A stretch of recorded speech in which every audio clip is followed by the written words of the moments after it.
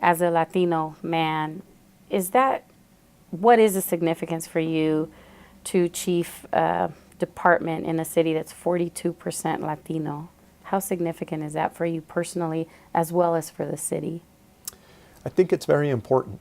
I'm very proud of my heritage, and sometimes people, when I first got the job as chief, people were focused on the fact that I was Latino, and which of course I am Latino and very proud of it, but I don't want people to focus on the fact that I became chief because I'm Latino. I believe that I got the job because, again, like I said earlier, I was the right person for the job. I'm competent.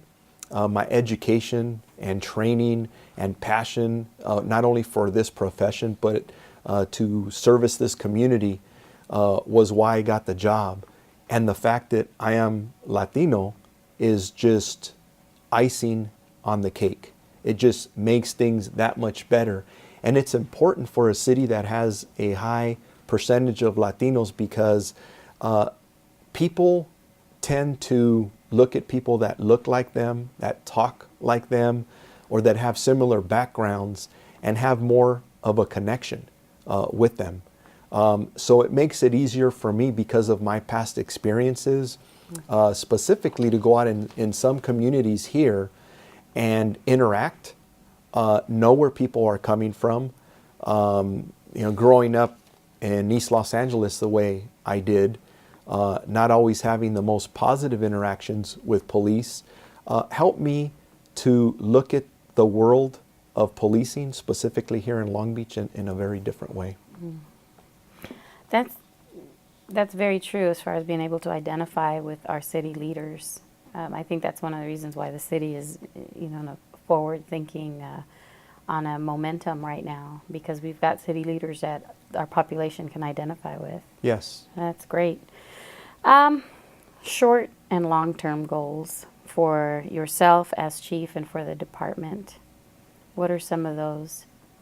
The short-term goals, and I actually combine short and long, the core values that I talked about is making sure that we go out and we build a foundation of policing this community in the most respectful way that we can.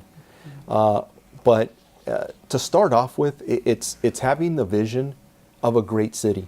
I'm part of a team that wants to put this city on a map. I think this city is great. It's a great city to live in. It's a great city to visit. It's a great city to start a business. And I have to make sure that we do everything as a police department to make sure that we're promoting this city to the best of our abilities, to make it safe, to make it clean, to make it a city that people all over the country, maybe all over the world, want to come to and check out. And I see that a lot with I think people would be surprised if they walk around our downtown area to see how many people are rediscovering Long Beach because it's a great place. So I have to make sure in the short term and the long term that we are a big part of that. And beside that, just some components is to make sure that our employees are doing everything they can to make sure that we are treating everybody with dignity and respect, and making sure that we are people who just appear and are really serving our community to the best of our abilities. And we have to make sure too that we are as effective as possible and as efficient as possible. We have some very trying budget times that we've been through, which we've learned a lot from. And I think in the near years, we're going to have some challenges ahead of time. So we have to make sure that we're consistently using the resources we have to the best of our abilities, which include technology, to make sure we're maximizing our efforts there, working in partnership not only with the community, but other departments, other public entities. We work as close with other city departments as we ever have. We've gotten away from that silo mentality.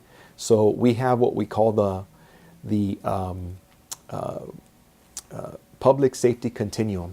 And that public safety continuum involves all of our departments, Parks and Recreation, Library, Fire Department, Health. And as a team, we approach every challenge out there. And you really figure if you're talking about issues like, for example, historically with gangs and gang violence or substance abuse, if you think about that, think about how health comes into play with that. Think about how Parks and Rec or the library could come into play with that. So again, we sit at a table more now than we ever have to do a lot of problem solving to make sure we're on the same page. That also includes utilizing a lot of our private partnerships. We're teaming up with churches, nonprofit organizations, our school district, anybody who is willing to bear resources or ideas at the table, our city prosecutor with our gang injunctions. We're like hitting all cylinders right now, and I think you're always looking for opportunities to get better.